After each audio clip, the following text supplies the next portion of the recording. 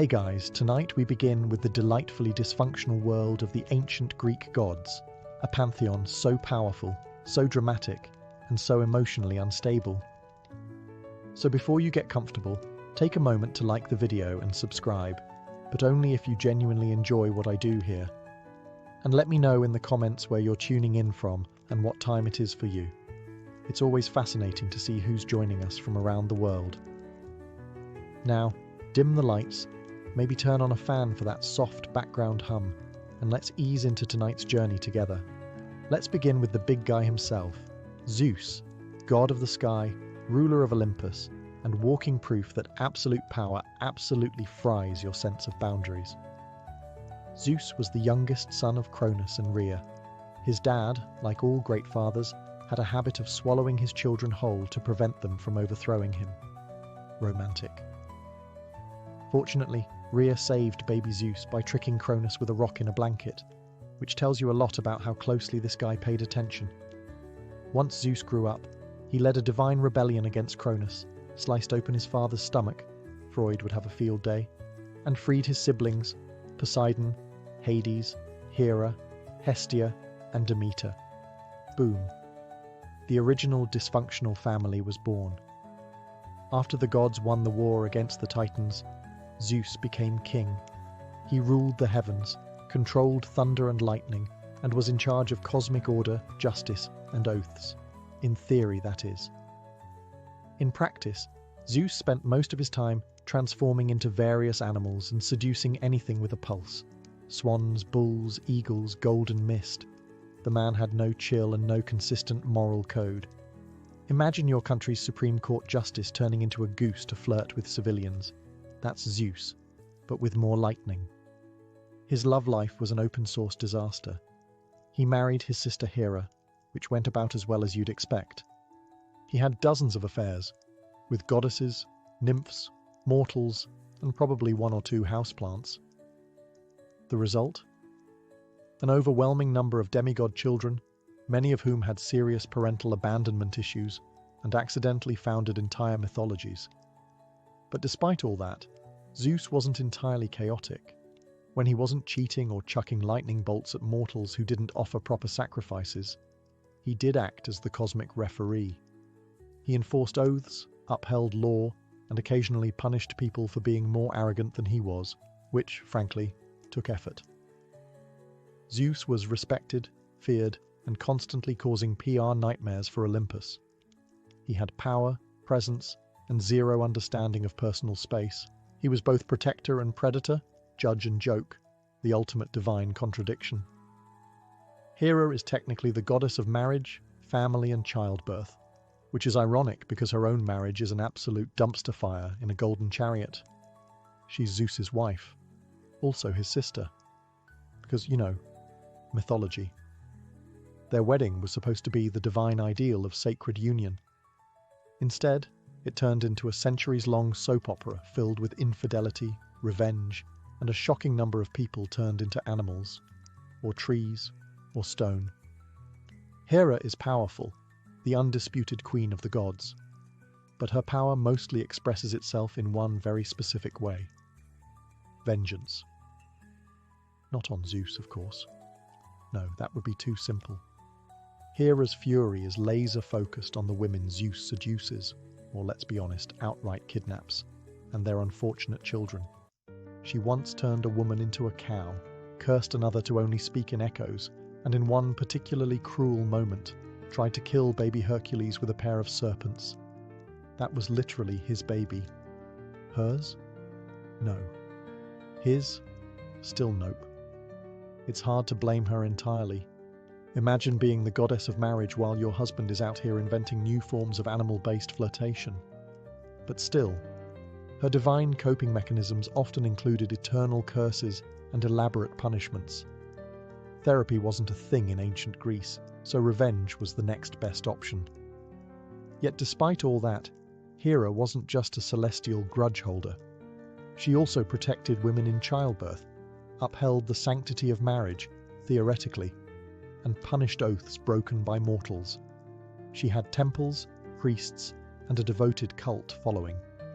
Cities like Argos and Samos worshipped her as a major force of divine order. In short, Hera was the goddess you prayed to when your husband was faithful, and the one who probably sent a plague when he wasn't.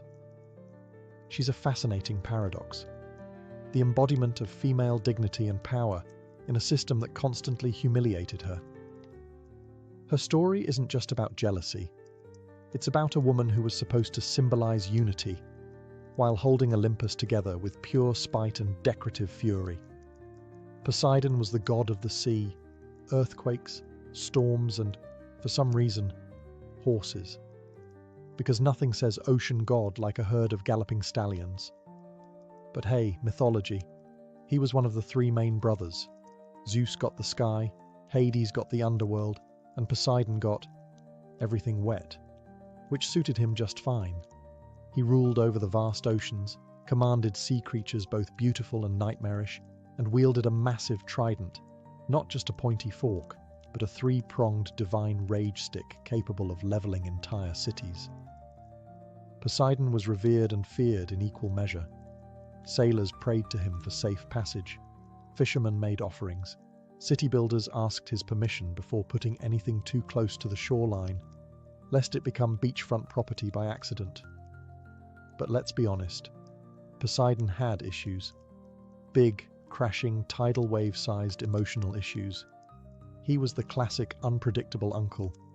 Sometimes generous, sometimes devastating, always a bit salty. One moment he's creating islands.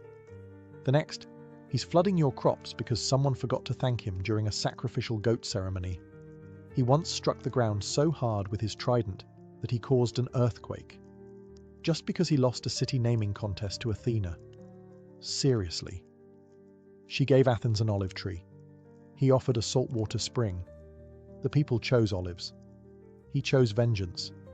That's Poseidon in a nutshell. He also had a rather complicated love life.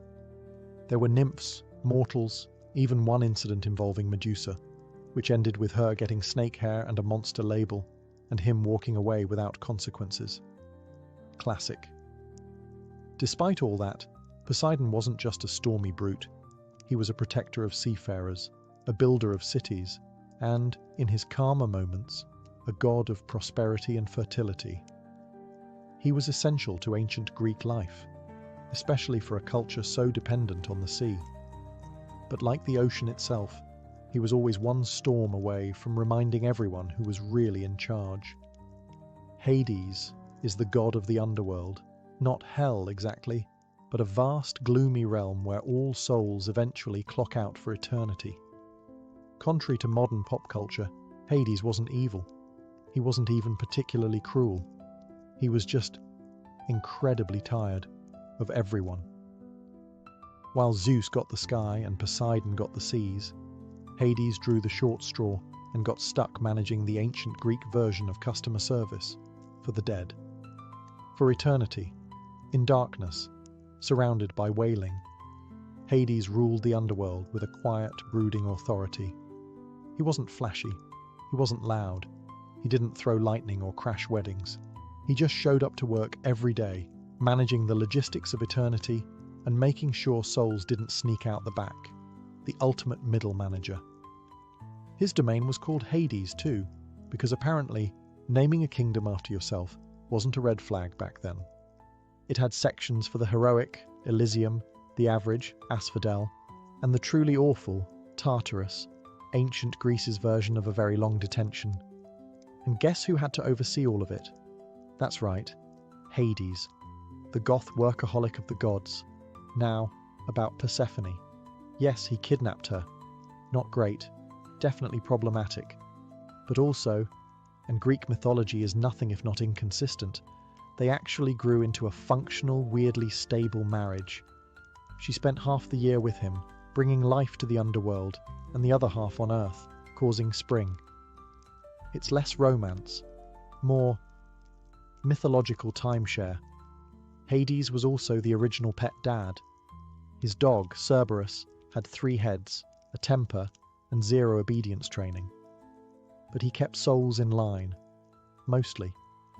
Unlike his brothers, Hades didn't cheat, didn't rage, and didn't crave the spotlight. That's probably why ancient Greeks rarely built temples for him. They were terrified of attracting his attention.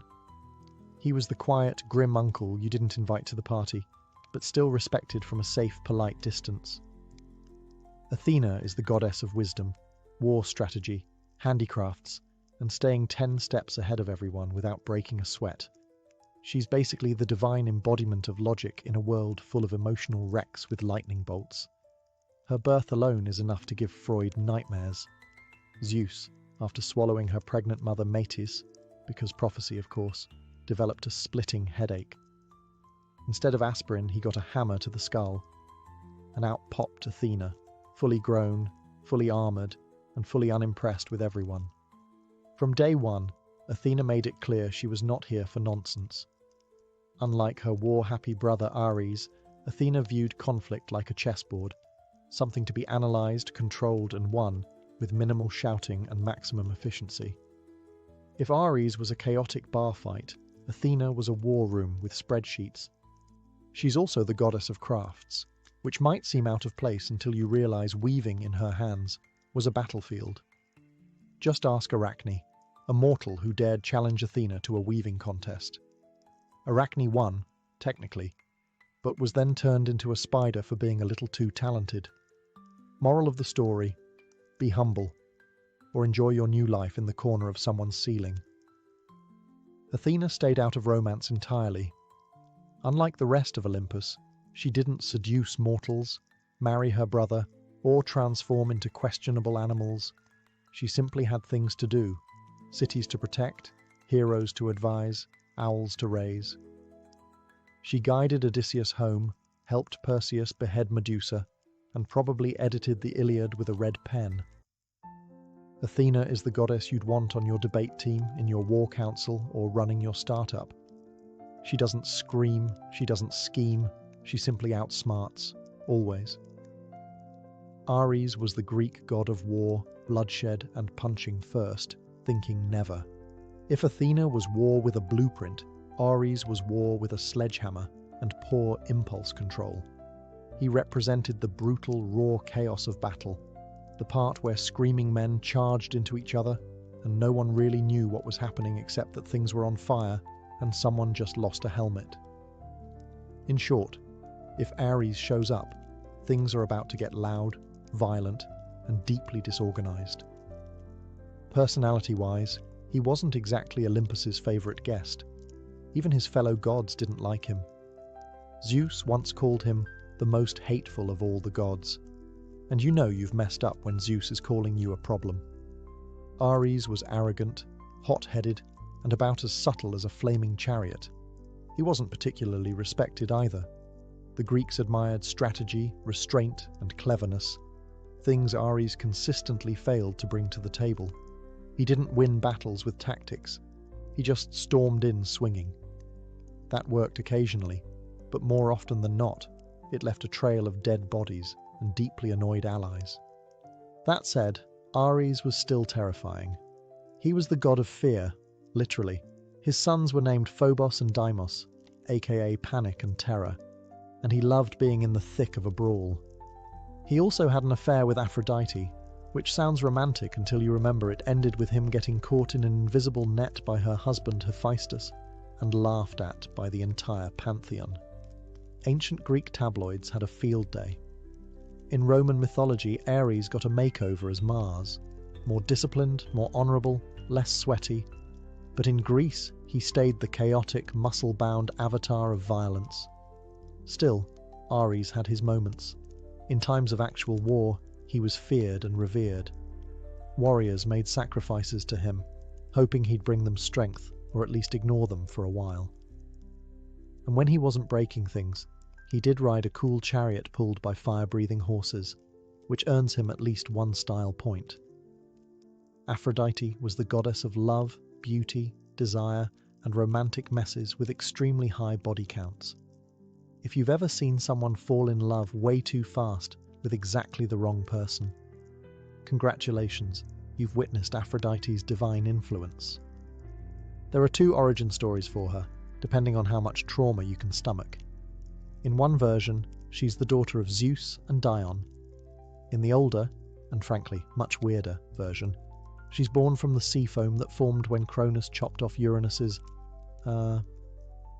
godly equipment and tossed it into the ocean.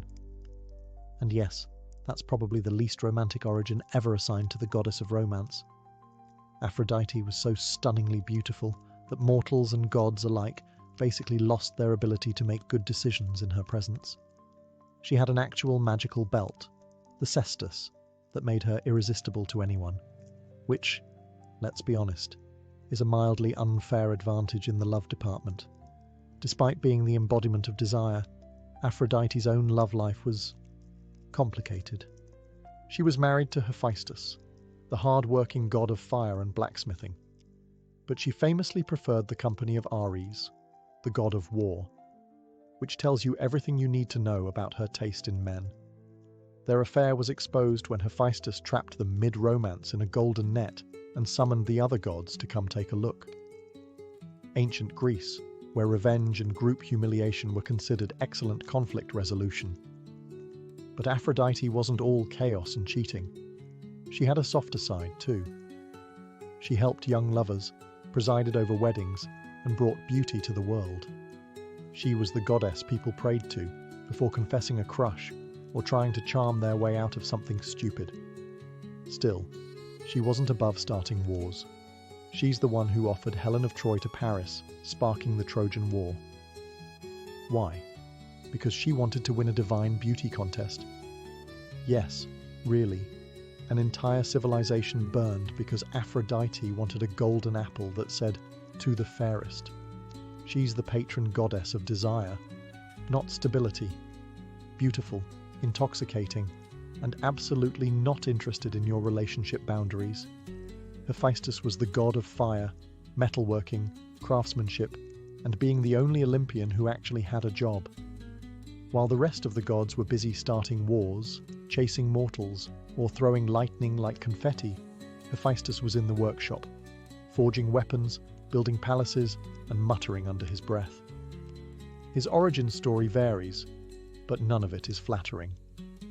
In one version, he's born deformed, and Hera, repulsed by his appearance, tosses him off Mount Olympus like unwanted luggage. In another, Zeus does the tossing after a family argument. Either way, the man falls from heaven, lands hard, and ends up with a permanent limp and probably some abandonment issues the size of Crete. Despite the rocky start, Hephaestus gets back to Olympus, not through forgiveness, but through leverage. He crafts Hera a magical golden throne, which, surprise, traps her. The gods beg him to return and free her. He agrees, but only if they let him back into the divine club. Negotiation nailed. Now back in Olympus, Hephaestus becomes the divine handyman. He forges Zeus's thunderbolts, Poseidon's trident, Achilles' armor, and pretty much every magical item anyone brags about. If it glows, flies, or explodes, Hephaestus probably made it while working unpaid overtime. And yet, for all his brilliance, he was consistently disrespected. His wife, Aphrodite, assigned, not chosen, famously cheated on him with Ares. His family, emotionally distant to put it kindly. His co-workers, constantly breaking the stuff he just fixed. But Hephaestus never lashed out like Ares or schemed like Hera. His revenge was creative, elegant, passive-aggressive even. That net he used to catch Aphrodite and Ares mid-affair, artisan-crafted, and designed for maximum public humiliation, practical and poetic. He's not glamorous, he doesn't sparkle, but he's the god who built Olympus, literally. Hephaestus is the unsung hero, the working-class deity of the gods, the patron of blacksmiths, artisans, inventors, and anyone who's ever screamed at a malfunctioning machine and then fixed it with duct tape and rage. Hermes is the god of travelers, commerce, thieves, messaging, and suspiciously fast talking. He's the guy with winged sandals, a staff that probably came with no user manual, and an energy that screams, "I've already eaten 3 olives and lied twice today." Unlike most gods, Hermes hit the ground running, literally. On the day of his birth, he crawled out of his crib, stole Apollo's cattle, invented the lyre using a tortoise shell, and then returned to his cradle before anyone noticed. That's day one. Most gods take centuries to cause that much chaos. Hermes needed about 6 hours. He's known as the messenger of the gods, but that's underselling it. He didn't just deliver messages, he smuggled souls into the underworld, guided heroes through enemy territory, and probably invented the divine version of express shipping. If there was trouble, Hermes was already 2 steps ahead of it, leaving behind a suspiciously vague alibi and a charming grin. He also served as the god of commerce and trade, because nothing says trustworthy marketplace energy like the same guy who oversees thievery. Hermes represented negotiation, persuasion, and morally flexible entrepreneurship. Basically, the patron saint of salesmen, travelers, pickpockets, and anyone who's ever bartered at a flea market. But he wasn't just a charming rogue. Hermes was loyal when it counted. He helped Odysseus outsmart Circe. He gave Perseus the tools to behead Medusa. He even guided souls to the underworld with surprising tenderness, proving that beneath all that mischief, he had a job he took seriously. Hermes also had a signature accessory, the caduceus, a winged staff with 2 intertwined snakes. It's often confused with the symbol of medicine, which is ironic, considering Hermes' primary qualifications were speed, lying, and professional boundary hopping. If Olympus had an IT department, Hermes would be the over-caffeinated tech guy who speaks in acronyms, solves your problems in 2 minutes, and then disappears to go optimize cloud functions, which may or may not involve stealing Zeus's wallet. He's clever, quick, unreliable, and deeply lovable. The god of getting things done, getting away with it, and not answering follow-up questions. Demeter is the goddess of the harvest, agriculture, grain, and giving life to the world, provided she's in the mood. When Demeter is happy, crops flourish, trees bear fruit, and the world blooms with abundance. When she's upset, well, say hello to winter, famine, and general withering disappointment. She's one of the quieter Olympians. Doesn't throw thunderbolts, doesn't start wars, doesn't turn people into animals. But don't mistake quiet for harmless. She can shut down the planet's food supply with one bad mood. Which, as it turns out, she did. Enter Persephone, her beloved daughter, the literal flower child of Olympus. One day, Persephone is out picking flowers, minding her own mythological business, when the earth opens up and Hades, god of the underworld and professional kidnapper, swoops in and abducts her. Classic Greek parenting crisis. Demeter, understandably, loses her divine mind. She searches the earth in grief, refusing to let anything grow until her daughter is returned. Crops fail, animals starve, mortals beg for mercy. Demeter's response? No Persephone, no produce. Eventually, Zeus intervenes, mostly because the humans are dying and no one's getting any sacrifices. A deal is struck. Persephone will spend part of the year with Hades, part with Demeter, and thus the seasons are born. Spring and summer, Demeter's happy. Fall and winter, she's pouting. So yes, one of the most important natural cycles in human existence comes from Demeter's seasonal mood swings. Global agriculture powered by maternal grief and emotional blackmail. Mythology at its finest. Demeter also had a strong sense of justice. She once taught humans how to grow wheat and build civilizations, then turned around and burned a royal baby because the parents interrupted her mid-ritual. It's a fine line between goddess of life and terrifying earth witch. But at her core, Demeter represents nurture, resilience, and the sacred bond between mother and child. She brings life from the ground and takes it away just as easily. Dionysus is the god of wine, revelry, fertility, theatre, madness, and those questionable decisions you make after your third glass of whatever he's pouring. He's the divine embodiment of YOLO, wrapped in ivy, slightly intoxicated, and possibly summoning a panther. Born under very dramatic circumstances, Dionysus started life as the child of Zeus and a mortal woman, Semele. When Hera found out, because of course she did, She tricked Semele into asking Zeus to reveal his true godly form. Spoiler, it vaporized her. Zeus, ever the problem solver, stitched the unborn Dionysus into his thigh and carried him to term. Yes, thigh pregnancy. Greek mythology, where nothing is weird enough to question. Dionysus grew up wandering the earth, spreading winemaking, chaotic joy, and mild existential dread. He was followed by a rowdy entourage of satyrs, maenads, and woodland party crashers, a travelling circus of ecstasy and potential property damage.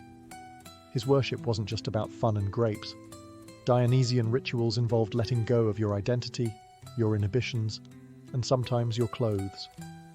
His festivals were wild, immersive, and often involved masks, theatre, and very questionable decisions under the stars. Think Burning Man, but with divine consequences. But Dionysus wasn't all fun and fermented joy. He had a temper, a very theatrical one. If you mocked him, refused his worship, or interrupted his vibe, things got weird. One king who banned his cult was driven mad and dismembered by his own people. Another was turned into a dolphin. He didn't do light punishment. He did statement punishments. Yet he was also deeply compassionate, especially to outcasts, misfits, and those outside polite society. He gave comfort to the broken, voice to the silenced, and occasionally transformed people into vines, which is probably symbolic of something. Dionysus is the paradox of divine liberation and chaos. He's joy and destruction, art and madness, the god who blesses you with creativity one moment and has you dancing barefoot in a vineyard the next, questioning your life choices. Artemis is the goddess of the hunt, wilderness, wild animals, and the moon. She's also the goddess of "No, I will not explain myself," and "Yes, that was a threat." Often depicted with a bow in one hand and zero tolerance in the other, Artemis is one of the few Olympians who didn't need thunderbolts or love potions. She had precision, discipline, and a pack of divine wolves. Twin sister to Apollo, Artemis arrived in this world in typical overachiever fashion. She helped deliver her own brother shortly after her own birth. From that moment forward, she was done with men. She swore off marriage, romance, and anything remotely resembling emotional vulnerability. Instead, she roamed forests, hunted stags, and surrounded herself with a loyal band of maiden followers who all shared her love for nature and disinterest in drama. Artemis is best known for her purity, not in a Victorian fainting couch way, but more in the "touch me and I turn you into a deer" way. Take Actaeon, for instance, a hunter who accidentally stumbled upon her bathing. Rather than calmly explain boundaries, she transformed him into a stag and let his own dogs tear him apart. Message received. She was fiercely protective, especially of women and children. While many Olympian gods treated mortals like chess pieces or dating apps, Artemis acted as a divine shield for the vulnerable. She punished those who disrespected sacred nature or harmed the innocent, and her vengeance was swift, poetic, and usually fatal.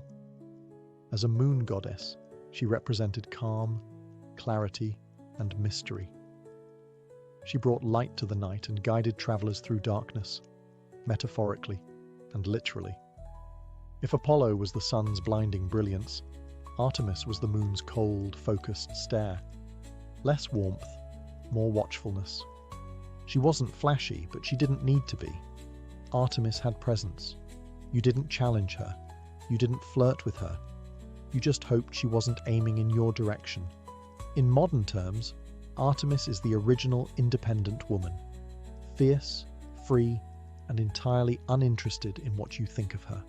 She didn't live in Olympus. She ran in the woods.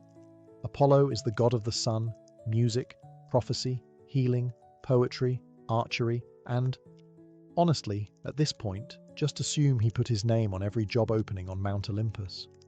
If the gods had LinkedIn, Apollo's profile would crash the site. Twin brother of Artemis, Apollo is the shiny, radiant poster child of Olympus. Golden hair, golden lyre, golden chariot.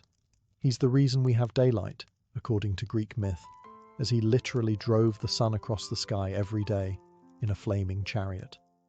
No pressure if you're running late. But beneath all that brilliance lies a lot of feelings. Apollo is dramatic. He's emotional.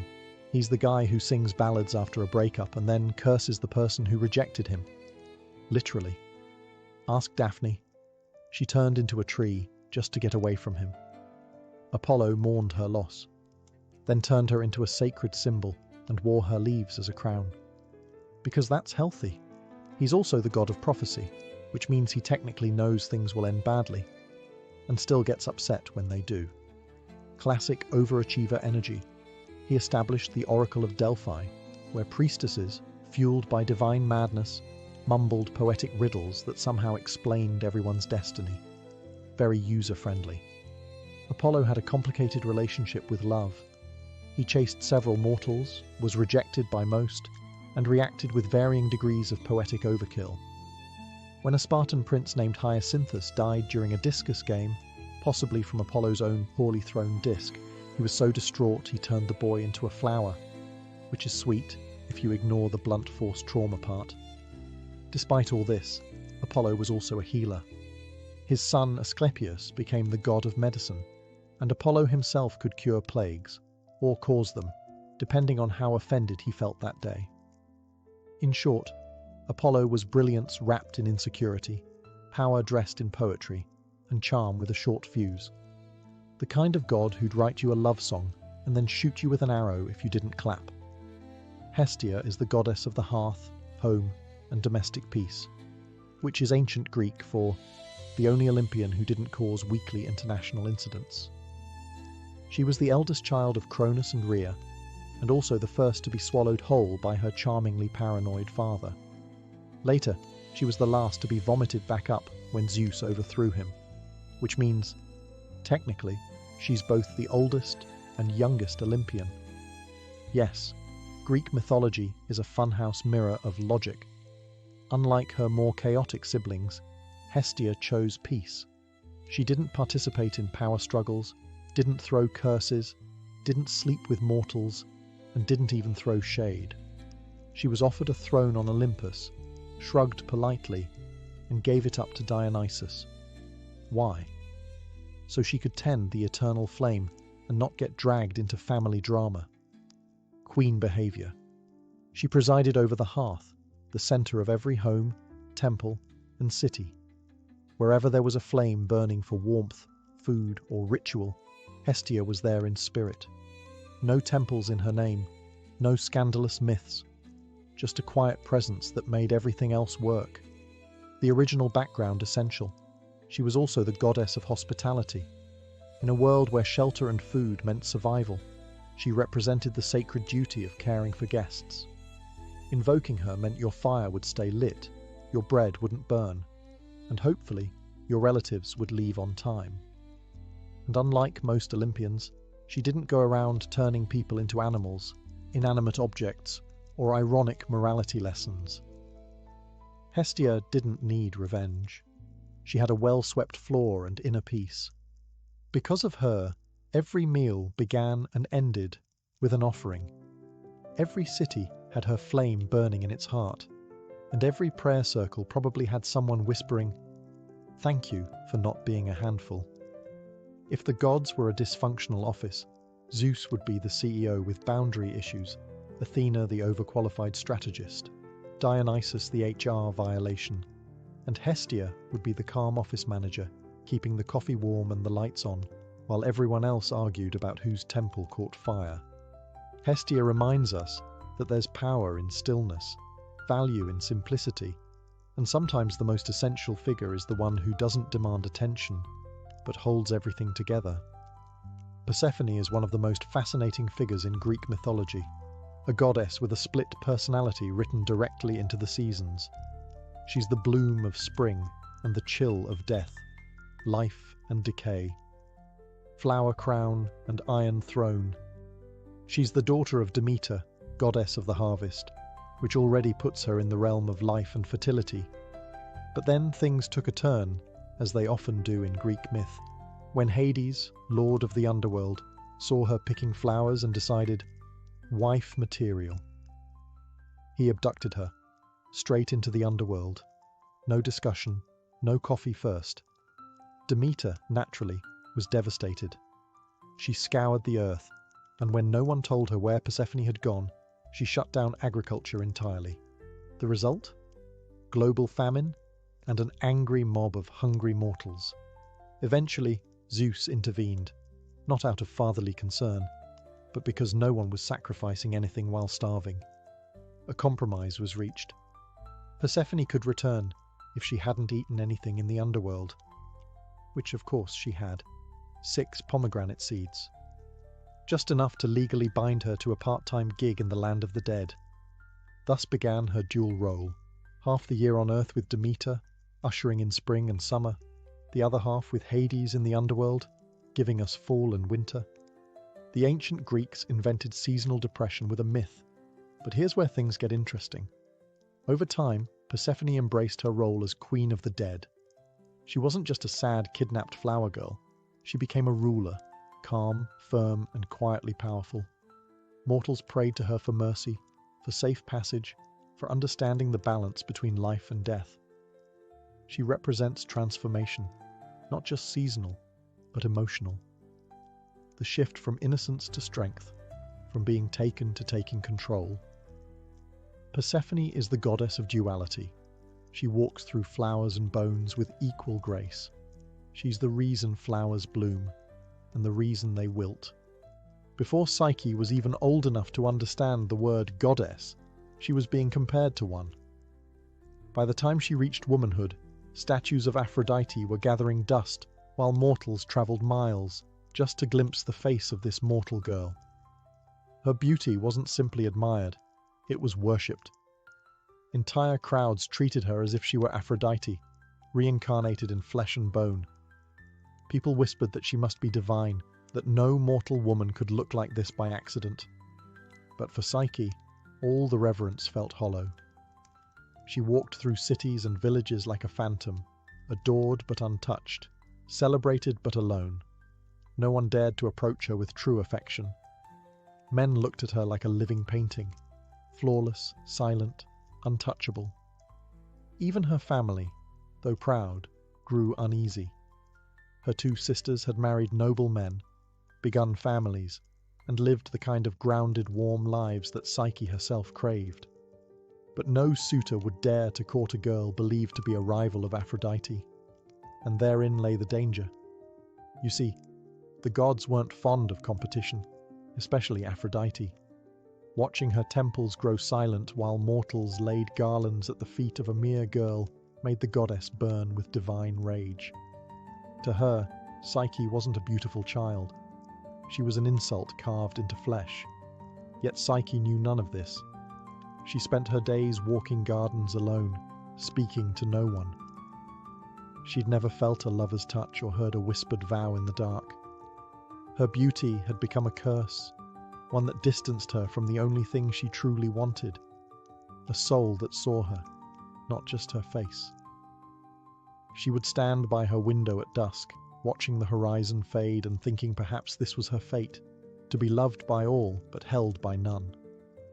No priest, no oracle, no stranger ever offered an answer, until one day someone did. But it wasn't a man, it wasn't a priest, and it wasn't a mortal. It was a goddess. And she wasn't offering love, she was demanding revenge. On Mount Olympus, beauty was more than vanity. It was power, and no one wielded it like Aphrodite. She was the goddess of desire, of seduction, of divine charm. But lately, her temples echoed with emptiness. Her statues stood lonely beneath the sun. Why? Because mortals now knelt before a human girl, Psyche, as if she were the new goddess of love. To Aphrodite, this wasn't just offensive, it was treason. The goddess watched from her celestial perch, her envy twisting into hatred. She had destroyed kings for less. How dare a mortal girl steal her worshippers? How dare she exist as a living insult to divine beauty? And so, Aphrodite did what goddesses do. She summoned her son, Eros. Now, Eros wasn't just any deity. He was the god of love, yes, but not the soft, tender love mortals wrote poems about. No, Eros dealt in chaos. He sparked passion where there should be none. He made kings fall for swindlers, queens for slaves, enemies for each other. His arrows didn't ask for permission. They shattered logic, loyalty, and sometimes entire empires. Aphrodite's command was simple. Make Psyche fall in love with the most hideous, vile creature on earth. Something monstrous, something beneath even the worms. Let her feel what it's like to be mocked by love. Eros, ever the obedient son, accepted. Bow slung over his back, quiver full of divine arrows, he descended to the mortal realm under the cover of moonlight. He found Psyche asleep in her chamber, candlelight flickering across her features like water. She was beautiful, too beautiful. And Eros, who had pierced 1,000 hearts, felt his own skip a beat. This wasn't right. This wasn't part of the plan. Still, he reached for his arrow, but in his distraction, something went wrong. His hand slipped. The arrow pricked his skin, just a drop. But it was enough. The god of love had just fallen victim to his own power, and in that moment, fate shifted. For Eros would no longer be his mother's weapon, he would be Psyche's silent protector. But neither of them knew what price the gods would demand for this forbidden affection. And Aphrodite would not forgive betrayal. Eros vanished before Psyche could stir from her sleep, the wound from his own arrow still warm on his skin. He had pierced countless hearts, but never once had he fallen prey to his own game. Now, with every beat of his heart, he felt a longing he didn't understand, a need to protect her, to cherish her, to hide her from the cruel eyes of Olympus. But protection came with sacrifice. He couldn't tell her the truth. If Aphrodite discovered he had disobeyed her, worse, that he had fallen in love, there would be no mercy, not for him, not for Psyche. So Eros made a quiet vow. He would love her from the shadows. Meanwhile, Psyche's life grew stranger by the day. No suitors came. Her beauty, once a spectacle, now seemed cursed. Whispers of divine punishment swirled through the kingdom. Her father, desperate and afraid, consulted the oracle of Apollo, and the words returned were cruel. She shall not wed a mortal man. Instead, she will marry a monster, a beast feared even by the gods. Send her to the mountaintop, dressed as a bride. There her fate awaits. Her family wept, her sisters gasped, but Psyche stood still, silent, as if the wind had carved her into stone. A monster? This was her destiny? Not love, not choice, but sacrifice? Still she agreed, not out of courage, but out of resignation. She had been adored like a goddess, yet never touched by love. Perhaps this cruel, monstrous fate was simply balance. Eros watched from above, his heart twisting with guilt. He had meant to protect her, but now the gods had spun a web he couldn't untangle. If he intervened openly, his mother would know, but if he did nothing, Psyche would be lost. So he devised a plan. He would take her to a secret place, a hidden palace known only to him, cloaked in illusion and silence. He would love her, not as a god, but as a shadow.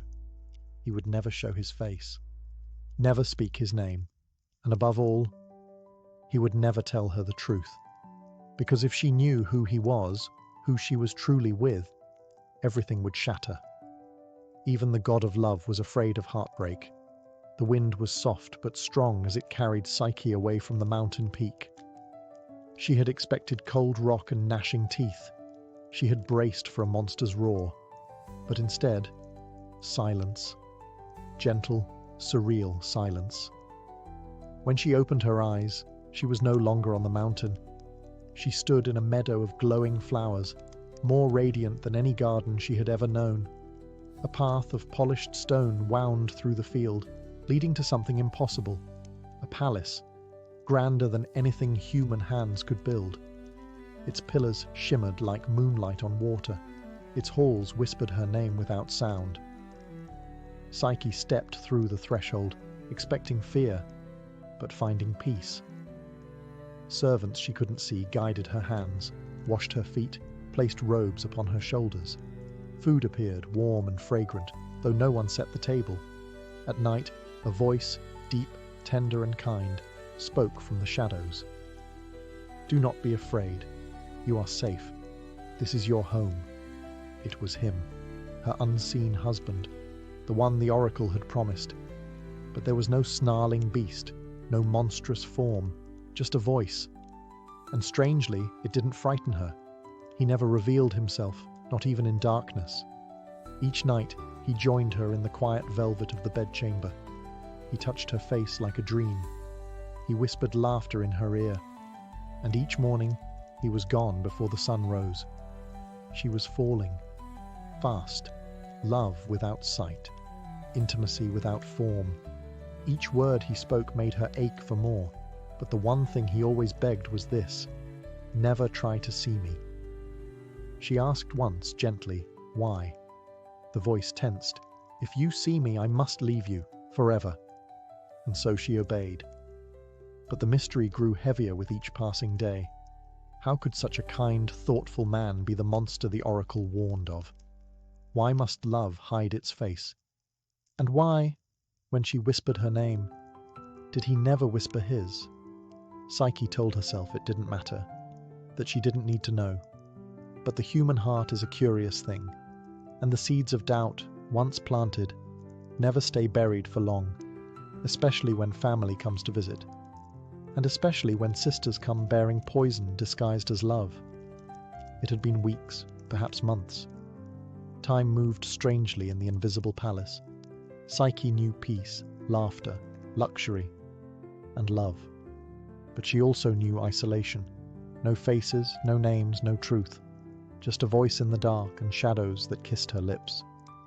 Then, one morning, her husband's voice was different. "Sorrow will follow if you see them," he said. "See who?" "Your sisters. They believe they come out of love, but what they bring is ruin." Psyche's heart cracked. She missed them, their teasing, their warmth, even their jealousy. They were her last connection to the mortal world, to the girl she used to be before gods and palaces and mystery husbands. She pleaded, "Let me see them, please, just once."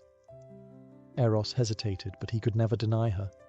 He agreed, with one warning: do not let their words poison what we have. They will try to unravel your trust. You must not listen. And so, the winds that once lifted Psyche carried her sisters to the garden gates of the invisible palace.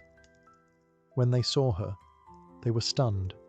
She was alive, more than alive, radiant, draped in silks finer than any queen, her skin glowing like starlight. They embraced her, laughing nervously, hiding their envy beneath brittle smiles. "Where is your husband?" one asked. Psyche smiled. "He comes only at night. I've never seen him." The sisters froze. "You've never seen him?" She nodded. "He won't let you see his face?" The other gasped. "What if he's hideous? A beast? Or worse? What if he's one of the gods using you and laughing behind your back?" Their voices dripped with sweet concern, but Psyche felt the change. The old sibling rivalry was still there, now twisted into something darker. Jealousy sharpened their words. "He keeps you hidden, blind, dependent. Is that love or imprisonment?" The seed of doubt was planted. They saw it take root, and they smiled. As they left, they kissed her cheeks and whispered, "Just take a lamp one night, see for yourself. If he loves you, what harm can truth do?" Psyche watched them disappear into the wind, and for the first time since arriving in paradise, she couldn't stop shaking. Not from fear, from curiosity. That night, Psyche couldn't sleep. She lay in the dark, wrapped in silk sheets, his arms gently curled around her, his breath steady beside hers. But her mind was loud, louder than his heart, louder than love. Her sister's words kept repeating like a spell. What if he's a monster? What if he's using you? What if he's not who you think he is? She had trusted blindly. She had given herself, completely, to a voice in the dark. But was that love, or simply surrender? She slipped from the bed, silent as snowfall. Her bare feet kissed the cold floor, and in her hand she held a small bronze oil lamp, its wick already lit. Her heart thundered in her chest as she approached. Her fingers trembled as she leaned in, and when the light reached his face, she gasped. Not a monster, not a god in disguise, a man, beautiful beyond words. Golden curls tangled on the pillow, soft lips curved in sleep, and on his back, wings, feathered, divine, folded like a secret. This was Eros, the god of love, and he had chosen her. Her eyes filled with tears, not from fear, but from guilt. He had trusted her, warned her, loved her, and she had doubted. She leaned closer, wanting to kiss his lips, to whisper an apology before the light was gone. But fate is cruel. A single drop of hot oil spilled from the lamp and touched his bare shoulder. He awoke with a cry of pain and betrayal. His wings flared open, his eyes wide with heartbreak. "You broke your promise," he said, voice hollow. "You trusted fear more than love." "I'm sorry," Psyche whispered, falling to her knees. "I just wanted to know." Eros stepped back, his glow dimming. "Now you do." And with that, he vanished into the darkness. The palace crumbled behind him. The invisible world they'd shared unraveled like smoke. Psyche was left alone on a barren hillside, the lamp still warm in her hand and her heart shattered. She had seen the god of love, and lost him. Not to fate, but to doubt. Psyche wandered, barefoot and broken, across a world that suddenly seemed colder. The lush gardens, the silken halls, the voice that once lulled her to sleep, gone. The sky offered no answer. The earth gave no comfort. Only her regret remained. Each step was heavy with sorrow. She called out to Eros in forests, in fields, in rivers, even in dreams, but there was no reply. The god of love had vanished, not from Olympus, but from her life. In desperation, Psyche returned to her father's home. But the palace that once cherished her now whispered with rumors. Her sisters, triumphant in her misery, claimed she had married a demon and lost everything. No one believed her tale of love and gods and winged husbands.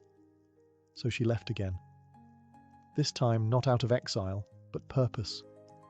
She would find Eros, no matter how far she had to go, no matter what wrath she might face, even if it meant entering Olympus itself.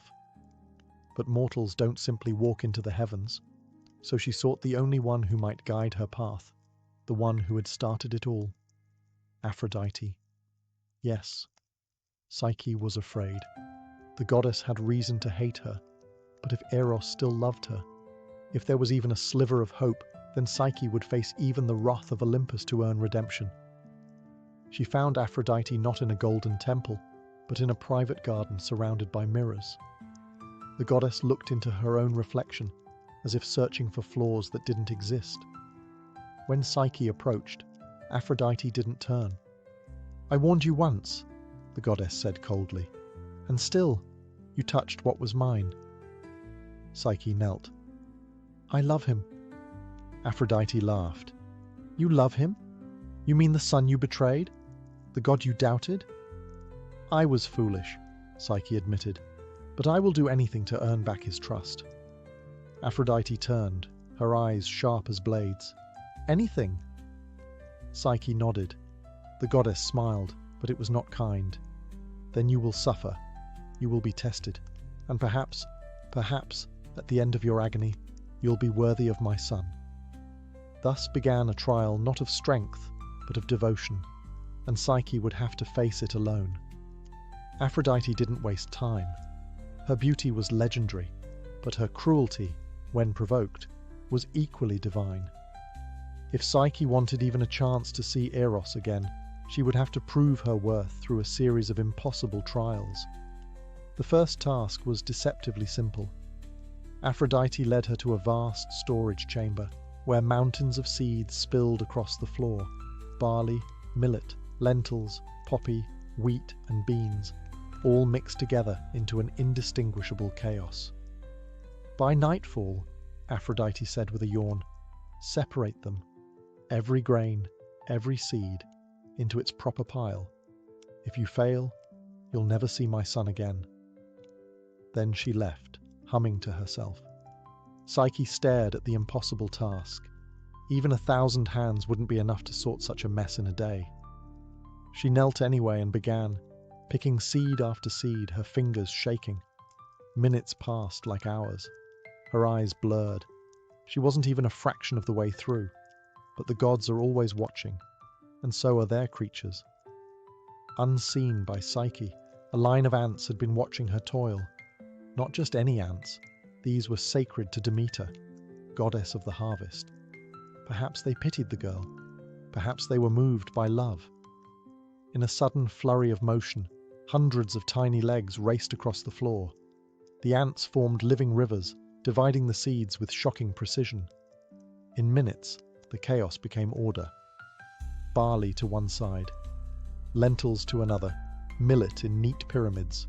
It was like watching nature itself rewrite the laws of time. When Aphrodite returned at dusk, she was met not with failure, but perfection. She narrowed her eyes. "You had help," she snapped. Psyche bowed her head. "I only did what I could." Aphrodite's lips twitched with something between anger and amusement. She hadn't expected the mortal girl to complete the task, much less with grace. But no matter. There were still many more trials to go. Harder ones.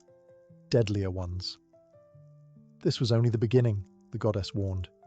"If you want to see Eros again, you'll need more than luck."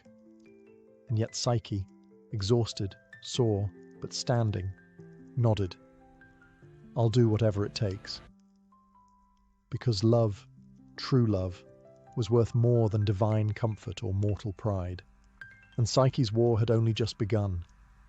Psyche barely had time to rest before Aphrodite handed her the second task, this one even crueler in its design. "See that river down there?" the goddess asked, pointing to a winding stream glinting beneath the afternoon sun. "It runs beside a meadow where wild rams graze. Their wool is made of gold. Bring me a tuft of it, just a handful, but do try not to die." She smirked and vanished, leaving Psyche to face what she knew was more than a simple chore. These were no gentle creatures. The golden rams were sacred, their eyes wild and their horns sharp as spears. They were known to gore anything that entered their field, tearing intruders apart without warning. They glittered like treasure, but guarded it with rage. Still, Psyche climbed down the hill and approached the field. She crouched by the reeds, heart pounding, watching the creatures roam. Their hooves cracked against stones. Their growls echoed low and primal. There was no way she could survive entering their territory in daylight. She sank to her knees, tears welling, fear clawing at her resolve. But once again, the world watched. A quiet whisper drifted through the tall grass. A soft voice, like reeds swaying in rhythm. It was a spirit of the river, an old presence bound to the stream. "Do not enter the field while the sun is high," the spirit murmured. "The rams rage under daylight, but when twilight falls they rest in the shade. Wait, and then gather the wool from the thorny branches where it has snagged. No beast will miss it." Hope returned. Psyche waited. Hours passed. The golden rams, one by one, wandered into the trees and settled into slumber. As darkness fell, she crept forward, quiet, careful, and found tufts of golden fleece tangled in brambles and bark.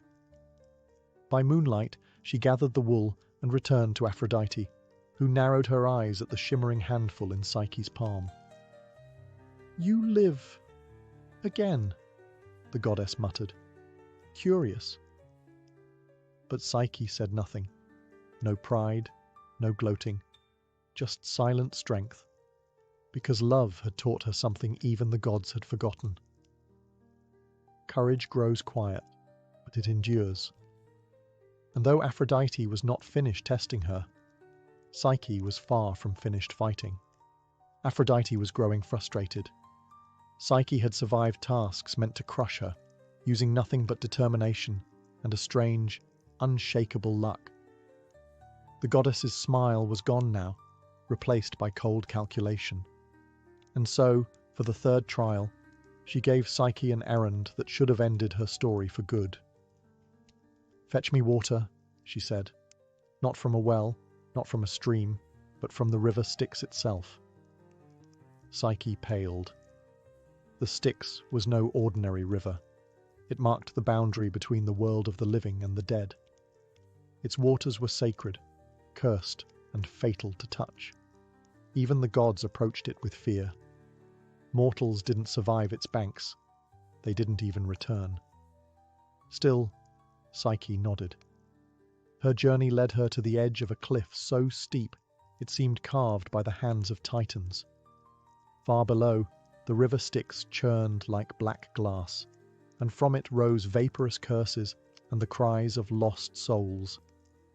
Its current didn't flow, it coiled like a living serpent. Worse still, guarding the river were monstrous winged beings, sentries of the underworld. They swooped and screamed at anything that moved, claws sharp enough to tear bone from flesh. There was no way down, no path forward, no hope. She collapsed beneath a rock ledge, clutching the crystal vial Aphrodite had mockingly handed her. "Just a sip," the goddess had said. "Enough to show you tried." But then, a shimmer. A high-pitched hum filled the air, and from a crack in the stone emerged a tiny creature. An eagle, massive by bird standards, regal and golden-eyed. Sent by Zeus himself, the eagle of thunder and kings. Without a word, it took the vial from Psyche's hand, spread its wings, and soared down the deadly cliff. The sentries shrieked, but dared not attack, for even death respected Zeus's command. Within moments, the eagle returned, placing the sealed vial, filled with Styx's shimmering, cursed waters, into Psyche's trembling hands. She didn't ask why Zeus helped her. Perhaps Eros had once helped him. Perhaps even gods respected love's endurance. When Psyche returned to Aphrodite, the goddess accepted the vial with stony silence. Psyche had passed again, but the final trial would take her where even gods fear to go, and not all love stories survive a journey into the underworld. Aphrodite's voice was colder than the Styx itself. "For your final task," she said, "you will journey to the realm of Hades. There, you will beg Queen Persephone for a box of her beauty. A gift, you see, for me. I'm feeling quite worn lately. Your existence exhausts me." It was a death sentence. Even the boldest mortals avoided the underworld. The living did not enter Hades' realm and return, but Psyche no longer hesitated. If the path to Eros lay through darkness, then darkness would not stop her. Guided by whispers from sympathetic voices, some say Demeter, others say invisible demons of kindness, she found a hidden entrance, a cave that pierced the world's surface like a forgotten scar. She brought with her 2 coins for Charon, the ferryman, and barley cakes for Cerberus, the 3-headed hound. Every step deeper drained the warmth from her bones. The air was thick, not with smoke, but silence. The souls she passed drifted like memories, thin, hollow, and unreachable. At the river Acheron, Charon accepted her payment and rowed her through still waters stained with forgotten grief. When Cerberus appeared, snarling at the threshold of Persephone's palace, she fed him the cakes. He quieted, licking his blood-stained jaws. Inside, Persephone sat serene on her obsidian throne, eyes like polished garnets. "You come for beauty," the queen said, not unkindly. "But at what cost?" "I do not want it for myself," Psyche replied. "I must deliver it to Aphrodite." Persephone nodded. Perhaps she too understood the madness of love. She handed Psyche a small sealed box, plain, unmarked, and yet unbearably heavy. "Do not open it," the queen warned. "It is not meant for your eyes." Psyche thanked her and turned to leave. The journey back was quiet, but heavier now, with temptation. The box pulsed in her hands. Surely just a peek couldn't hurt. She told herself no, over and over. But doubt, like before, crept in. What if this beauty made her worthy of Eros again? What if this was the final key? The surface was near. Her heart raced, her fingers twitched, and as light returned to her face for the first time in days, she opened the box, and darkness consumed her. The moment Psyche opened the box, expecting light and beauty, a cold mist spilled from it like a breath from the grave. It wasn't beauty, it wasn't divine radiance. It was sleep, not ordinary sleep, but the deathless slumber of the underworld, crafted by Persephone to preserve her power, not to beautify Aphrodite. Psyche didn't scream. She didn't collapse. She simply dropped. Her body fell softly onto the grass at the edge of the mortal world, the sealed box beside her, her limbs frozen, her breath silenced. She wasn't dead, but neither was she alive. Caught in an eternal pause, her heart stilled by her own curiosity. And that might have been the end of Psyche. But love has a way of surviving even death. Far away, in Olympus, Eros had not forgotten her. His wounds had healed, but his heart had not. He had kept away at his mother's command, tormented by visions of Psyche toiling through impossible trials. And when he heard she had entered the underworld, he knew. She had done it for him, defying Aphrodite, braving death, all for love. That was no mortal girl. That was a queen. Eros defied his mother, bursting from Olympus in a blaze of wings and gold. He raced through the skies, the clouds splitting at his heels, until he found her, motionless, silent, lying like a marble statue kissed by the dusk. He fell to his knees beside her, and he wept. Not tears of sorrow, but of rage, of regret, of love too big for words. He lifted the box gently and sealed it shut. Then, without hesitation, he leaned down and kissed her lips. Not a magical kiss, not a spell, just a kiss, a promise, a memory, a plea, and her eyes fluttered open. Psyche gasped, the sleep lifting like fog. Her hands reached for him before she could even speak. "Eros," she breathed. "You came back," he whispered. "I never stopped loving you." He held her tighter than ever before. And in that moment, all the gods who had watched, some amused, some angered, finally understood. Even the god of love had met his match. Their reunion shook Olympus. Eros, the god of love, had defied his mother. Psyche, a mortal, had defied death. And together, they had crossed the boundaries between divine and human, between duty and desire. Such love was dangerous. Aphrodite was livid. She stormed into the court of the gods, demanding punishment. "This mortal," she cried, "has mocked the gods, meddled with sacred laws, and corrupted my son. She must be erased." But the gods were no longer so certain. They had seen Psyche's trials, witnessed her suffer, persevere, and rise again. Her love had survived what no mortal love ever had. Still, the matter had to be decided, and so they turned to Zeus. The king of the gods sat silent on his throne, lightning in one hand, fate in the other. He had watched all of it, from Psyche's fall to her rise, from her doubt to her devotion. At last, he spoke. "There is power," Zeus said, "in a love that endures." Aphrodite opened her mouth to protest, but he raised a hand. "You have tested her. She has passed. More than any mortal I have ever seen. She is not unworthy of Olympus. She is proof that even mortals can love like gods." Then he turned to Eros and Psyche. "You want to be together, truly, forever?" They both nodded. "Then so be it." With a flick of his hand, Zeus summoned a goblet filled with ambrosia, the drink of the gods. He offered it to Psyche. "Drink, and you will no longer be mortal. Your heart will beat with eternity. Your soul will live among us. But your trials will not be erased.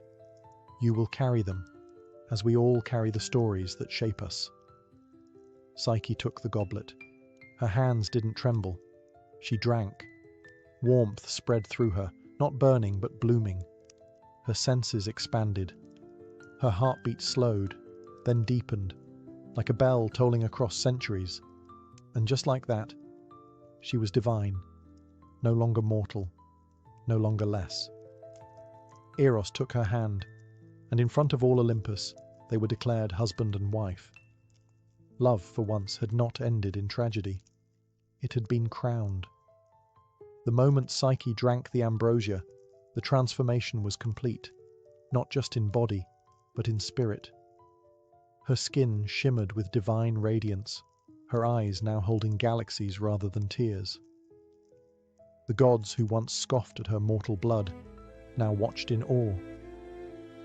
For the first time in Olympus's long memory, a mortal had earned her place among them, not by bloodline, but by devotion.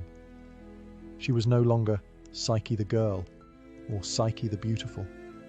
She was now Psyche the immortal, a goddess in her own right. Even Aphrodite, who had once cursed her, could no longer deny what stood before her.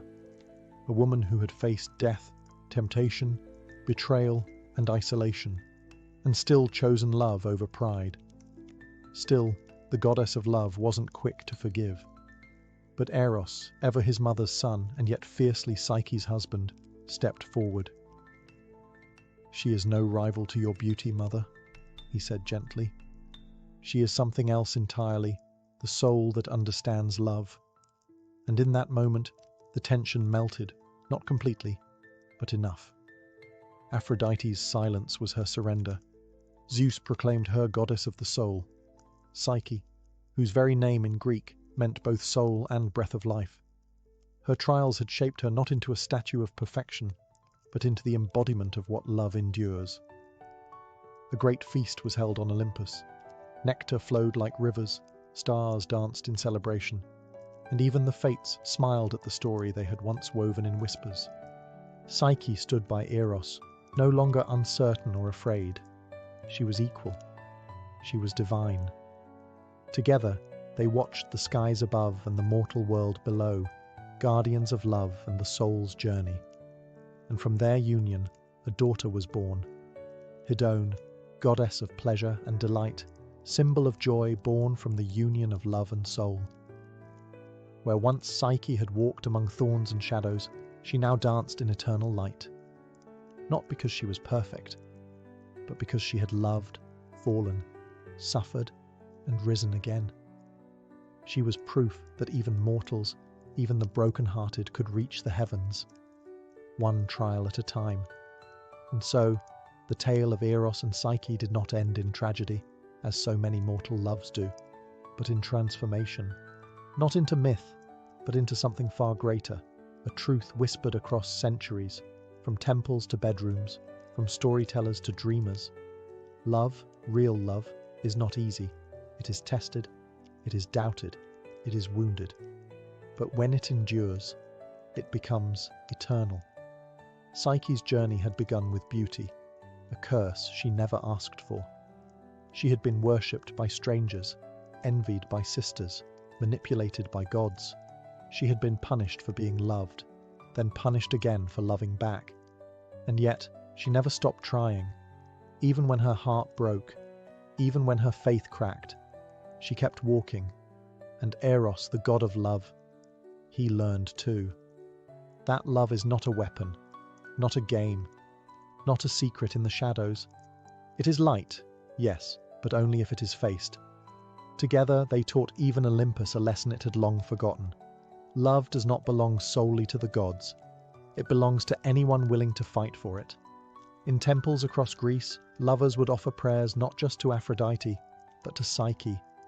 They would whisper her name before marriages, births, and even funerals.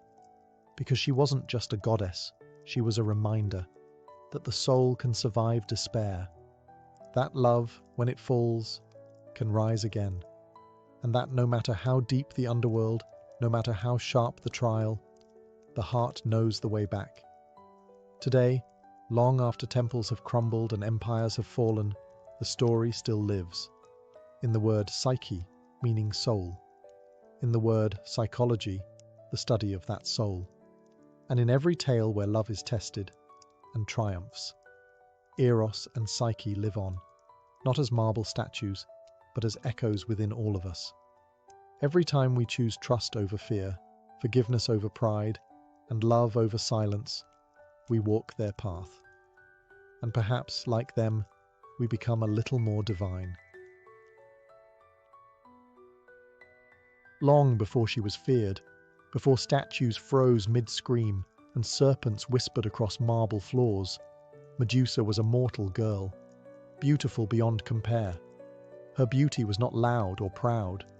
It simply existed, uninvited, like sunlight slipping through stone. Her hair shimmered like strands of midnight silk. Her eyes held the calm of oceans before storms, and her presence, though quiet, unsettled kings and gods alike. She was born into a family of monsters, in a time where monsters were worshipped and feared in equal measure. Her sisters, Stheno and Euryale, were immortal, fierce, and monstrous by design. But Medusa was different. She alone was mortal. She alone could die. And perhaps that made her even more precious. But Medusa wanted no throne, no lovers, no crown of divine favor. She chose something rarer, devotion. As a young woman, she entered the sacred service of Athena, the virgin goddess of wisdom, war, and restraint. In the echoing marble temple built high on cliffs above the sea, Medusa swept the floors, lit the incense, and whispered prayers long before dawn. She took the vows of chastity, purity, and silence, not because she was forced to, but because she believed. She admired Athena, not just as a goddess, but as an ideal, strong, untouchable, above the chaos of mortal hearts. In time, even the people began to whisper that Medusa was a living statue of Athena herself. Worshippers would sneak glances at her while pretending to pray. Her face became a symbol, her voice rarely heard, her life bound in sacred duty. But beauty, even in a temple, is not safe.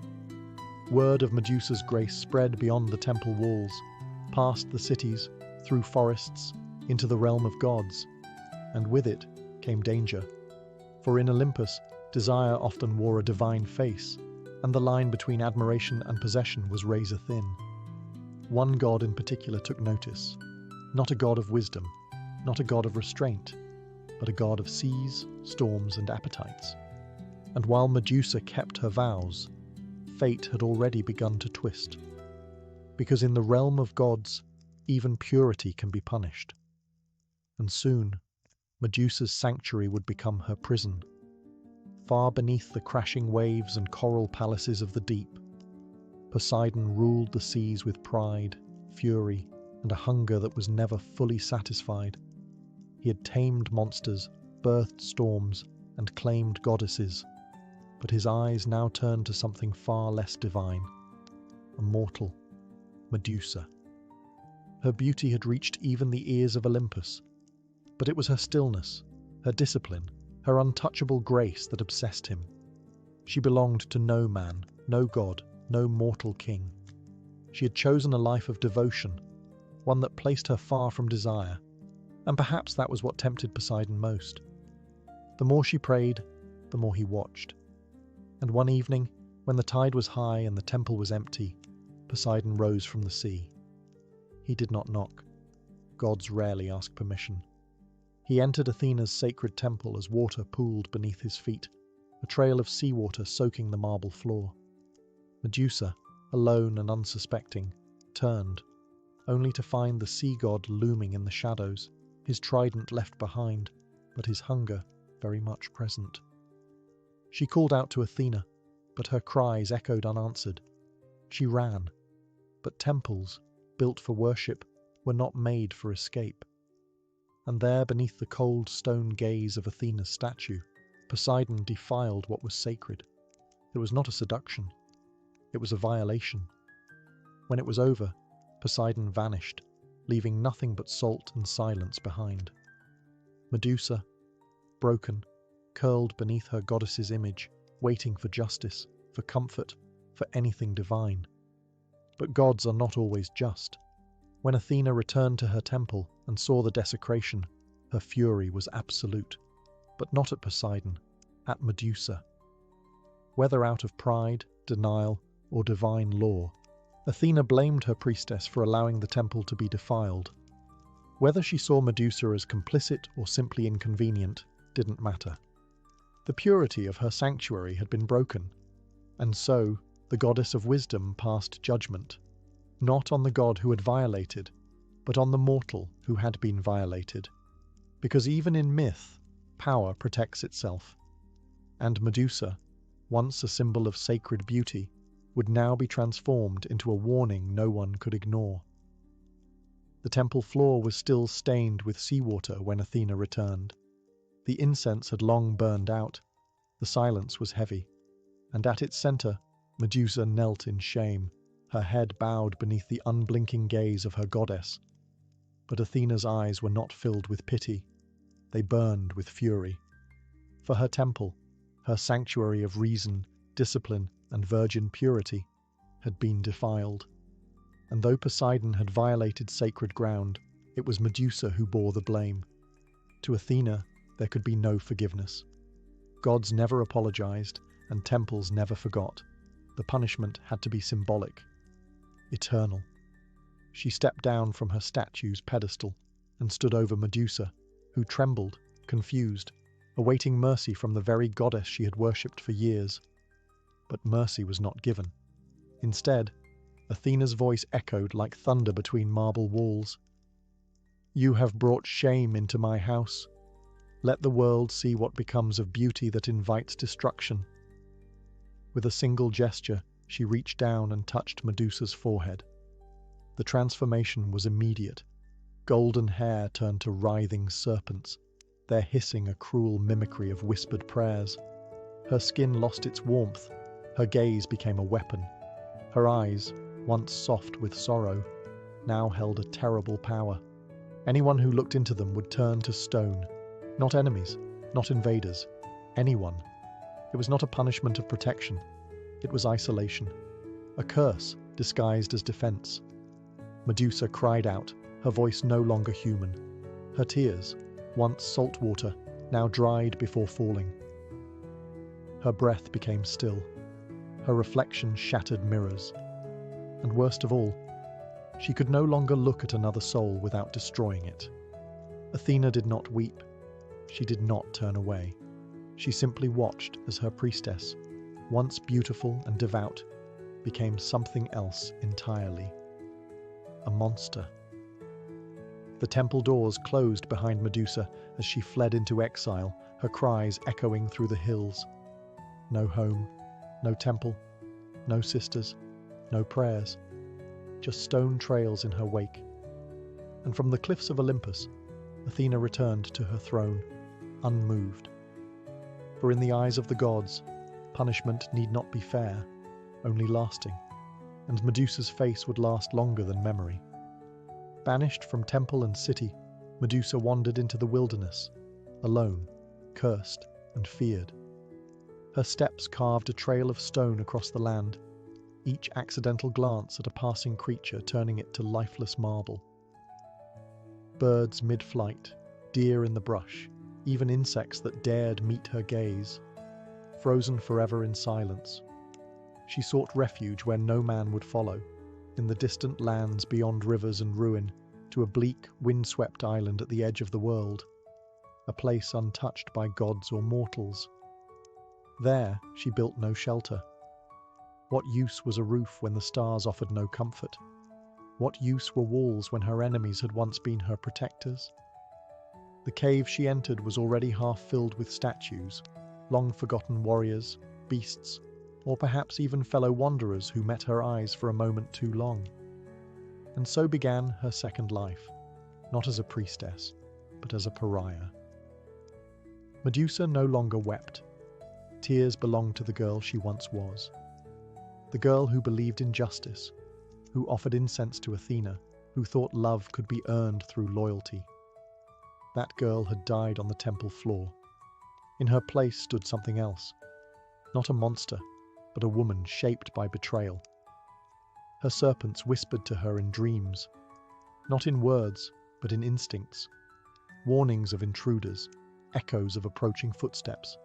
Her hair had become her guardians, her eyes, her curse, her soul, a flickering memory.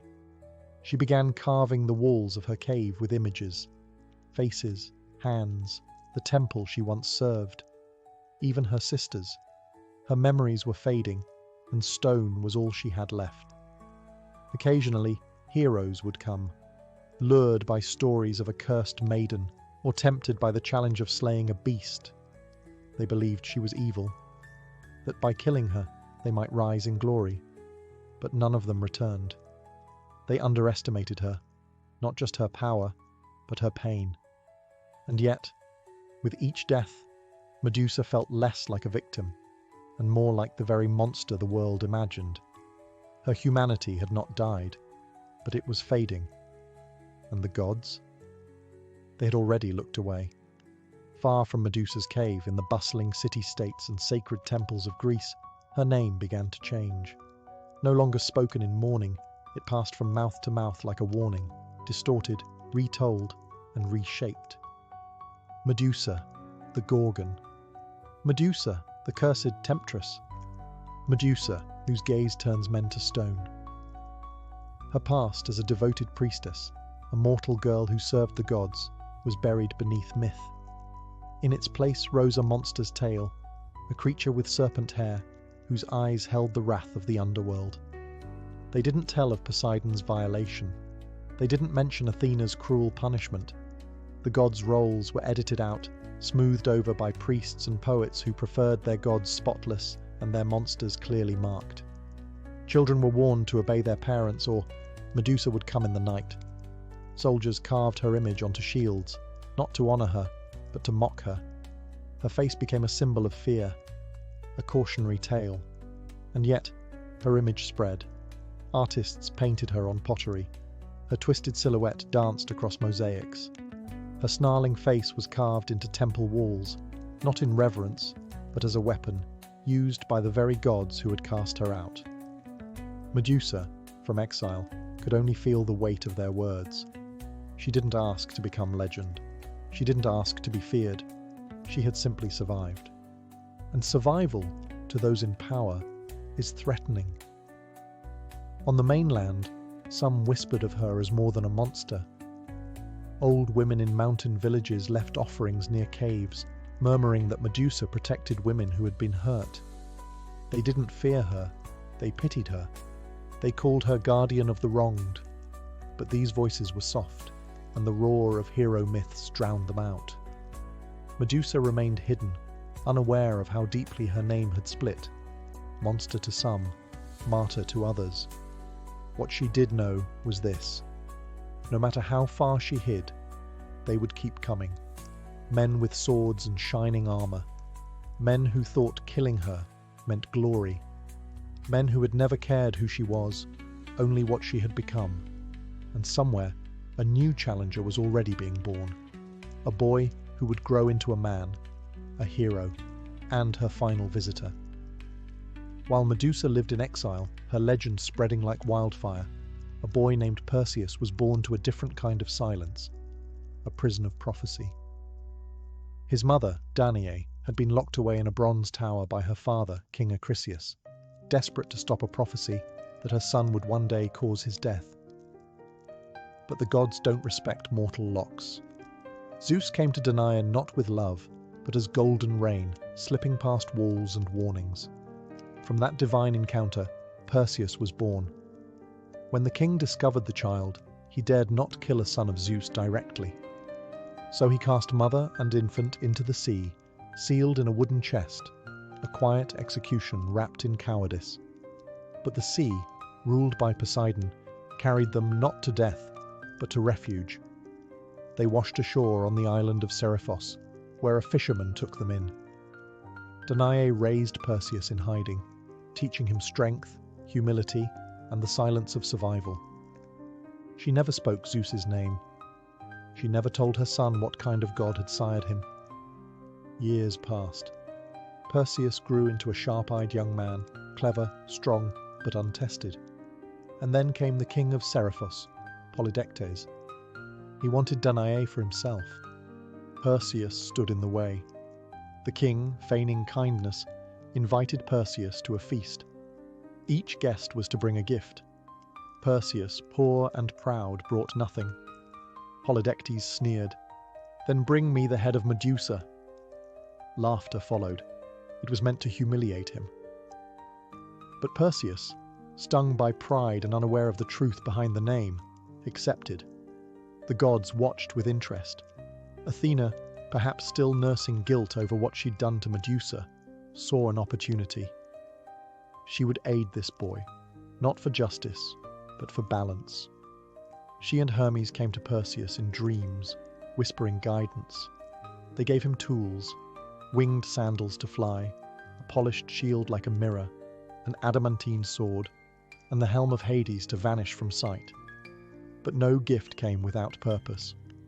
Perseus had been chosen not just to kill a monster, but to complete a myth. One that began not with him, but with a girl, alone in a temple, praying to gods who never listened. Perseus set off with divine tools at his side and the weight of a king's challenge on his shoulders. But finding Medusa was not as simple as crossing land or sea. Her location had been buried by time, hidden even from the gods who had cursed her. To find her, Perseus needed answers that no mortal could give. He sought out the Grey, 3 ancient sisters who shared a single eye and a single tooth between them. They were older than gods, draped in shadow and spite, living in the void between light and nightmare. They knew where Medusa slept, for they were her kin. Perseus didn't beg. He didn't plead. He waited until one of the sisters passed the eye to another and snatched it from their hands. "Tell me," he demanded, holding their only vision hostage, "or remain blind forever." They hissed, but they spoke. They told him of a distant island, beyond mortal maps, past crags that tore ships to splinters, where stone statues littered the shores like fallen soldiers.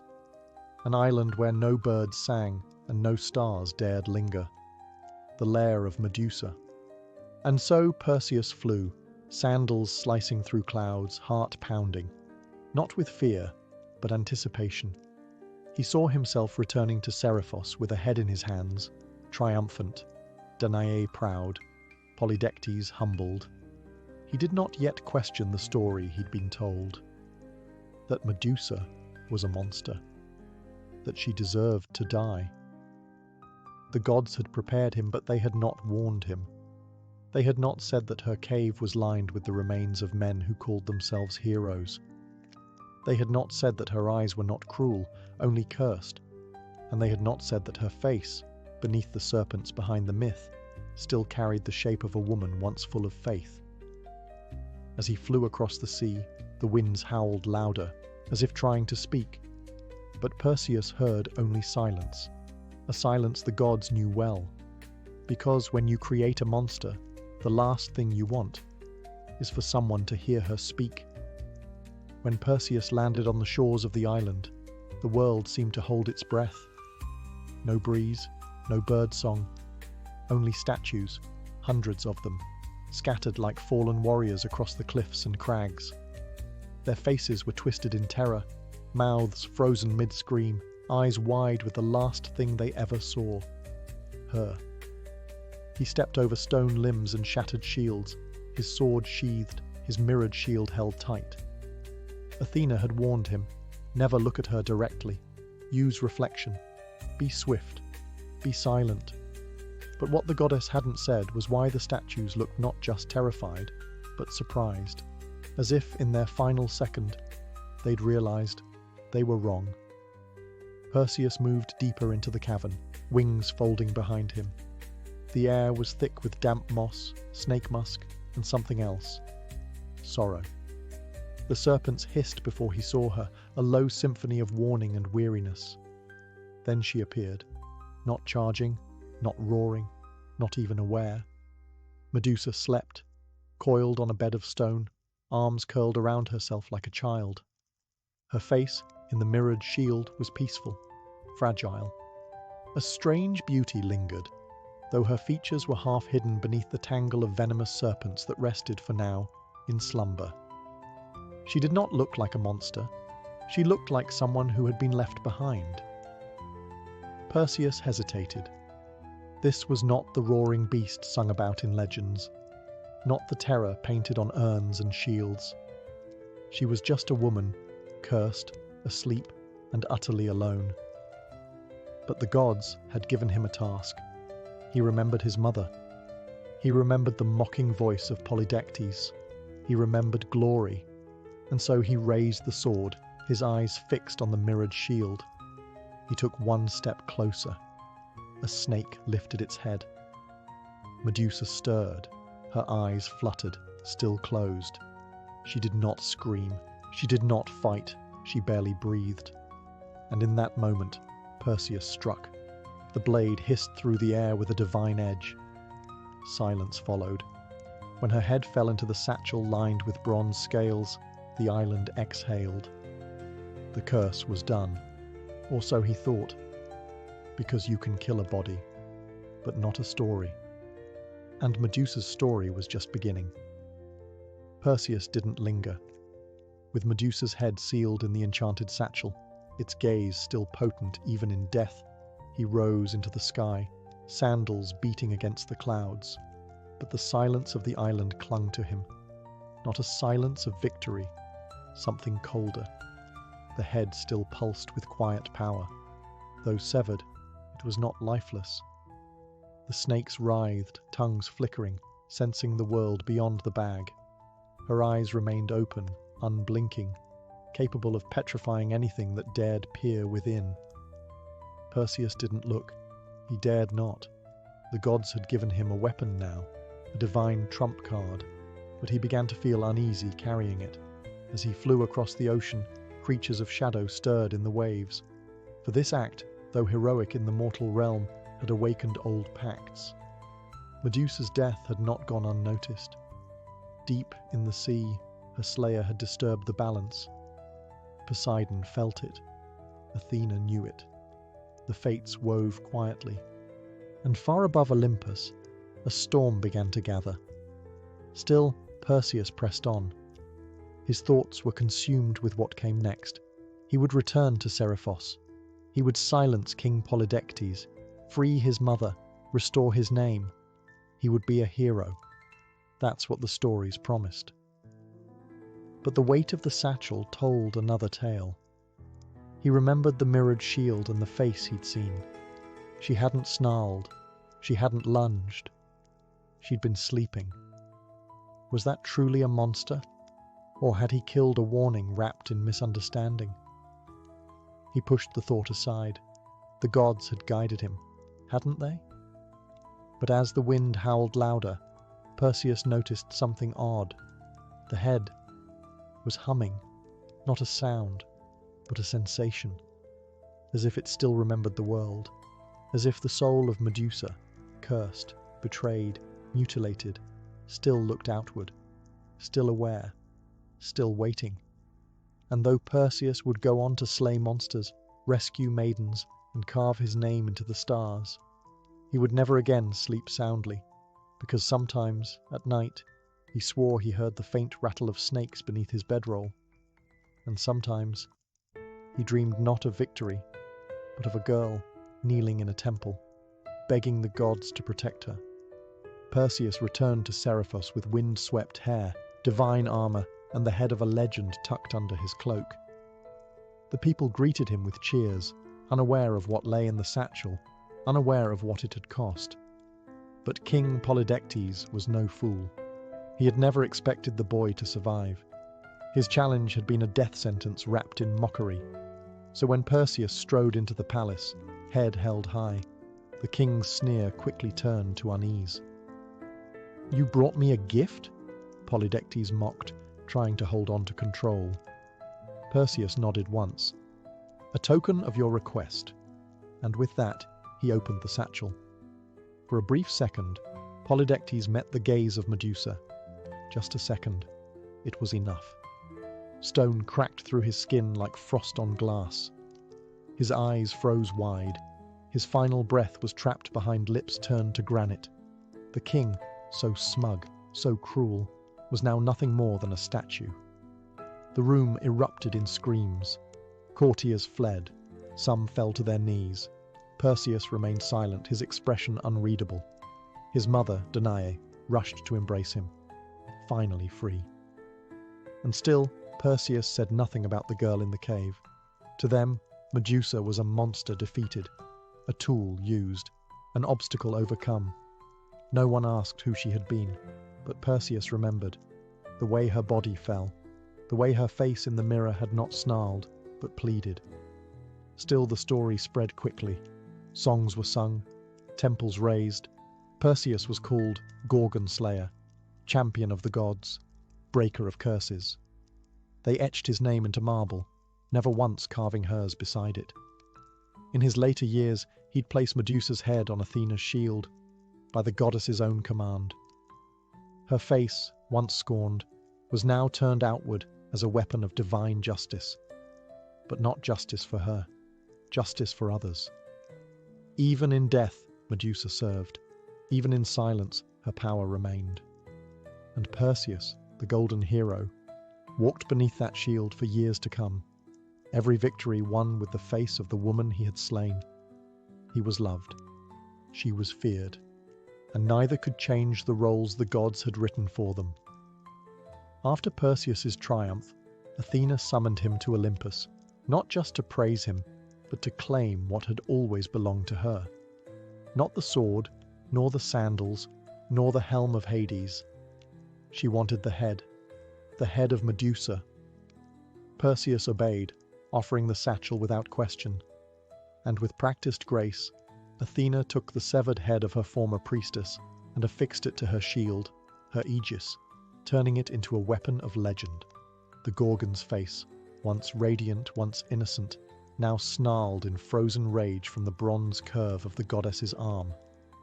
Wherever Athena marched, war followed. Enemies turned to stone at the sight of it.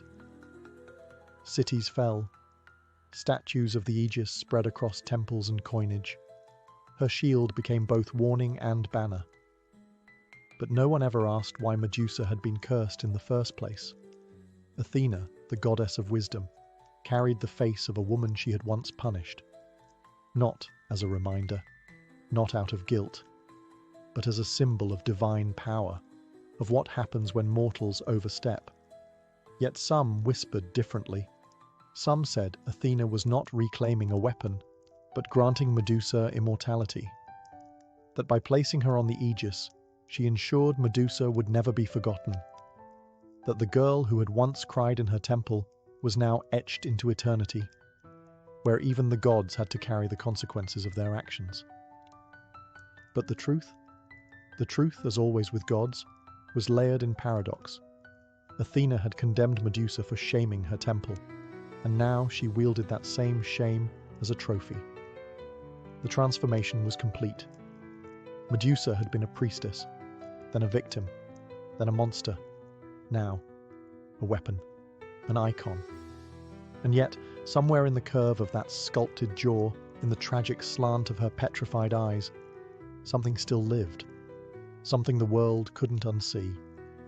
Because even as she turned armies to stone, there were always a few, just a few, who looked upon her face and didn't see a monster. They saw a question, a protest, a warning, and that is a power no blade could match. Medusa's face now stared outward from Athena's aegis, unblinking, eternal. To most, it was a symbol of divine terror, of enemies turned to stone, of battles won with a single glance. But to those who looked closer, that gaze held something more than fury. It held memory. It held injustice. It held the truth no temple scroll ever dared to write. Through the centuries, Warriors marched behind that shield, unaware that the face they wielded once belonged to a woman who had never raised a hand in violence. Her curse, gifted by the gods, had become a tool of empire. The weaponization of her trauma was complete. Still, her eyes continued to see. Long after her voice had been silenced, her gaze bore witness to 1,000 battles. She watched kings rise and fall. She saw temples crumble and heroes turn cruel. She saw altars raised to men who had called her a monster, and prayers whispered by women who understood what she had lost. And sometimes, those women left offerings. Tiny clay serpents placed at hidden shrines, a lock of hair wrapped in cloth, a whispered name buried in the dark, not out of fear, but remembrance. Because long before Medusa became a cautionary tale, she had been a protector. Her cave had become a graveyard of would-be conquerors, yes, but also a sanctuary, a place no man could enter and survive, a place where the hunted became untouchable. In time, her legend fractured. To some, she remained the Gorgon. To others, she became something else entirely, a symbol of resistance, a goddess of wrath and wounded justice, a spirit that stood between the powerless and the predators. Her myth bent and twisted as myths do, but the core remained. A woman wronged, a woman reshaped by pain, a woman whose story had been stolen, but whose stare could never be taken away. And so her gaze endured, across paintings, sculptures, shields, coins, and dreams. And in every retelling, someone new would pause. Someone would ask, was she really the monster? And in that question, Medusa lived again. Centuries passed. Empires crumbled. New gods rose and fell. But Medusa endured, not as flesh and blood, but as symbol and shadow. Her face, chiseled into marble and cast in bronze, migrated across cultures. In Byzantium, in Rome, in forgotten corners of the world, her image lingered just beneath the surface of myth and memory. But something strange happened over time. The tale began to split. In one version, she remained the monster, the Gorgon, the serpent-haired killer who turned men to stone with a glare. Her head became a talisman against evil, mounted above doors, gates, and armor. Soldiers carried her into war, hoping her legend would strike fear deeper than any spear. But another story quietly grew alongside it, one whispered by poets, philosophers, and women whose voices rarely made it into scrolls. In this story, Medusa was not a beast to be slain, but a wronged woman, punished for beauty, cursed for a crime committed against her. This version didn't roar, it murmured. It asked why a goddess of wisdom would punish her own servant, why the god of the sea would face no consequence, why so many men sought to kill her when she simply wanted to be left alone. In taverns, in libraries, in hidden corners of temples, these questions bloomed like weeds in cracks of marble. And slowly, the image of Medusa began to shift again. She became a mirror, not of terror, but of truth. Women began to see themselves in her, survivors of violence, victims of silence, souls forced to wear the label of monster simply for being feared. Her serpents were no longer a punishment, but a crown. Her eyes, not a curse, but a defense sharpened by betrayal. Even now, in modern tales and art, Medusa rises again, not to petrify, but to testify. She stares from paintings with grief and fury. Her story is retold not to glorify Perseus, but to ask why he was called a hero at all, because myths evolve, and sometimes the monster is not the one with fangs, but the one holding the sword. And in every generation that dares to question the old story, Medusa blinks, just once, and watches them begin to understand.